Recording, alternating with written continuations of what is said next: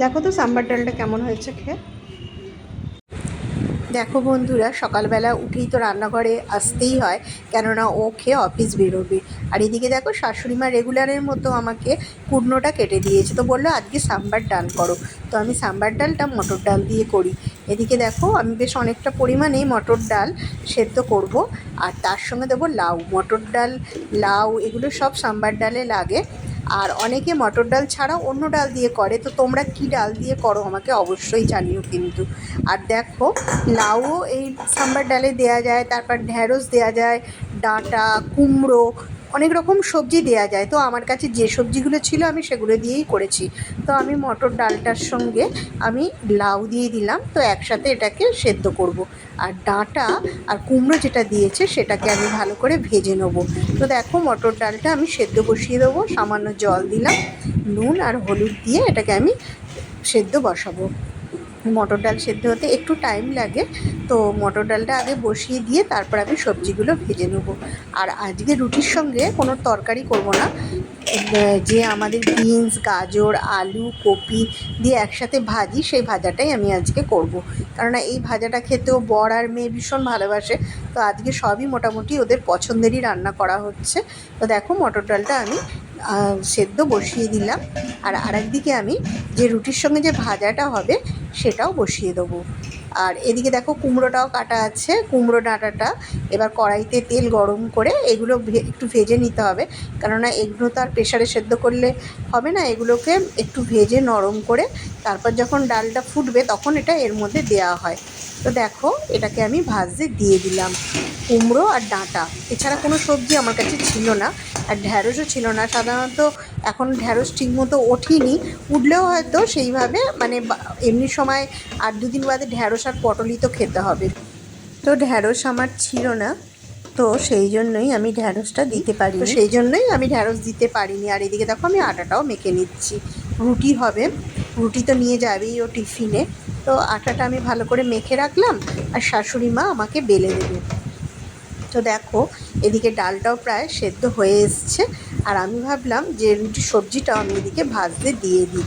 এদিকে গাজর আছে, আলু আছে, আর এদিকে দেখো বিনসটাও কাটা আছে, আর ক্যাপসিকামও কেটে রেখেছে। কড়াইতে তেল গরম করে গাজর আর আলুটা ভালো করে আমি ভাজতে দিয়ে দিলাম, আর এর মধ্যে নুন আর হলুদ দিয়ে আমি ঢাকা দিয়ে দিয়েছিলাম যাতে তাড়াতাড়ি নরম হয়ে যায়। তবে এই ভাজাটা কিন্তু করতে অনেকটাই প্রায় সময় লাগে, ঢাকা দিয়ে দিয়ে ভাজতে হয়। আর এদিকে দেখো ধনেপাতা, আদা, কাঁচা লঙ্কা আমি নিয়ে নিয়েছি, এগুলোকে একদম কুচি করে কাটতে হবে, কেননা এটা একদম লাস্টের দিকে দিতে হয়, তবেই এর গন্ধটাও ভালো পাওয়া যায় আর খেতেও বেশ ভালো লাগে।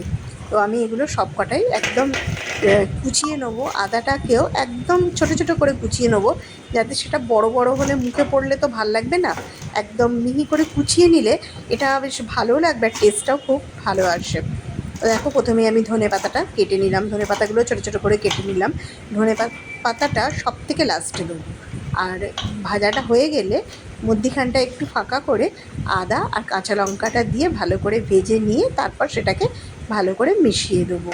তো দেখো, তো আমি ভাজাটাও একদিকে করছি, আর এদিকে আমার একদিকে ডালটাও সেদ্ধ হচ্ছে, প্রায় সেদ্ধ হয়ে এসছে। ডালটার স্টিমটা যদি একদম হয়ে যায় তারপর আমি ডালটাকে সাঁতলে নেবো। লঙ্কাগুলোকেও একদম কুচি কুচি করে কেটে নিলাম, 2খানা লঙ্কা দিয়েছিলাম। আর ভাজাটাও একদিকে তো ভাজাটা হচ্ছে, তো বারে বারে ভাজাটা আমি একটু নেড়ে চেড়ে দিচ্ছিলাম যাতে সেটা লেগে না যায়। আর কপিটাও আমি দিয়ে দিয়েছিলাম এর মধ্যে, এরপর কেননা কপিটাকেও নরম করতে হবে। প্রথমে গাজর আলুটা দিয়ে দিই, তো তারপর কপিটা দিয়ে দিই। এই ভাজাটা কিন্তু রুটির সঙ্গে খুবই ভালো লাগে, আর আমরা খুবই করিও ভাজাটা, কেননা ওরা খেতেও ভালোবাসে। আর এদিকে দেখো এই যে ভাজাটা প্রায় হয়ে এসছে, এবার মধ্যিখানে একটু তেলটাকে একটু সামান্য আর একটু তেল দিয়ে আমি একটু আদা কুচিটাও দিয়ে দিলাম, আর একটু লঙ্কা কুচিও দিয়ে দিলাম। আর নামাবার সময় একটু মিষ্টি দিতে হয়, তাহলে খেতে কিন্তু খুব ভালো লাগে। আর এদিকে দেখো সাম্বার ডালটা আমি সাদলাবো বলে শুকনো লঙ্কাটাকে ভালো করে ভেজে নিয়েছিলাম। আর কারি পাতা আমাদের শুকনো করা থাকে, তাও একবার ধুয়ে নিয়েছিলাম বলে তেলে দিতে এরকম চড়বড় করে উঠেছে। আর মধ্যিখানে একটু সর্ষে ফোড়নও দিয়ে দিয়েছিলাম। কারি পাতাটাকেও ভালো করে ভেজে তারপর লাস্টে সর্ষেটা দিয়ে দিয়েছিলাম। তো এবার যে মটর ডাল আর আমি লাউটা একসাথে সেদ্ধ করে রেখেছিলাম, লাউটাও যে ডুমো ডুমো করে কেটে ডালের সাথে দিয়েছিলাম, তো লাউটাও আর মটর ডালটা আমি এই ফোড়নটার মধ্যে দিয়ে দেবো। আর তার মধ্যে দেখো দুটো কাঁচা লঙ্কাও দিয়ে দিলাম। তো এটা কিন্তু খেতে দারুণ লাগে সাম্বার ডালটা। আর দেখো ডাঁটা আর কুমড়োটা যেটা আমি ভেজে রেখেছিলাম, এবার সেটাও আমি দিয়ে দিলাম। এটাকে আমি নরম করে ভেজে আগে তুলে রেখেছিলাম। এবার এটা একটু পরে দিতে হবে, কেননা কুমড়ো তো নরম, নইলে একদম গলে ডালের সঙ্গে মিশে যাবে। তাই জন্য এটা একটু লাস্টের দিকেই দিতে হবে। আর ডাঁটাটাও মোটামুটি নরমই ছিল, তাই আমি এটা দুটোই আমি লাস্টের দিকে দিয়েছিলাম। আর এই সাম্বার ডালে নুন মিষ্টিটা একটু চড়া দিতে হয়, তাহলে টেস্টটা খুব ভালো আসে। তো দেখো ডালটাও আমার প্রায় হয়ে এসছে, তবে এর মধ্যে কিন্তু মশলা দিতে হবে। সাম্বার ডালে তো মশলা কিনতেই পাওয়া যায়। তো দেখো যখন ডালটা ফুটতে থাকবে সাঁতলাবার পর ভালো করে, তখন এই মশলাটা আমি দিয়ে দিই। তো সাম্বার ডাল আমার রেডি হয়ে গেছে। আর এদিকে দেখো আর একদিকে তো ভাজাটাও হচ্ছে। তো আমি ধনে পাতাটা কেটে রেখেছিলাম, সেটাও আমি এর মধ্যে দিয়ে দিলাম। তো এটা দিয়েও ভালো করে নাড়াচাড়া করতে হবে। তো দুদিকে দুটো বসিয়ে দিয়েছি, একদিকে ভাজা হচ্ছে আর একদিকে ডাল হচ্ছে। তো দেখো সাম্বার ডালটা আমার হয়ে এসছে, কিন্তু এটা লাস্টে আমি এর মধ্যে একটু পাতি লেবু দিই। অনেকে এর মধ্যে তেঁতুলও দেয়, তেঁতুলের কাতও দেয়। তেঁতুলের যে মানে তেঁতুলটা একদম করে জলটা ওর মধ্যে দেয়, তেঁতুলের কাত বলে। কিন্তু আমি তেঁতুলটা দিই না, আমি লেবু দিই। মানে তেঁতুলটা আবার সহ্য হয় না, তাই জন্য খেলে একটু অম্বল হয় বলে লেবু দিই। লেবুটা দিলে কিন্তু গন্ধটাও খুব ভালো আসে আর খেতেও খুব ভাল লাগে। তো দেখো সাম্বার ডাল আমার রেডি হয়ে গেছে, আর দেখতেও কত সুন্দর লাগছে, খেতেও কিন্তু এটা দারুণ হয়।